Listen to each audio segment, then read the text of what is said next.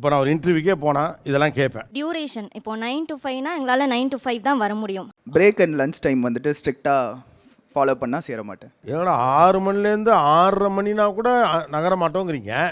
ஆனால் சாப்பாடு மட்டும் 1/2 மணி நேரம் அவன் அட்ஜஸ்ட் பண்ணிக்கணுங்கிறீங்க. அது என்ன லாஜிக்கு? எனக்கு ஃப்ளெக்சிபிள் ஒர்க்கிங் ஹார்ஸ் தாண்டி ஃப்ளெக்சிபிள் ஒர்க்கிங் டேஸ் வேணும்.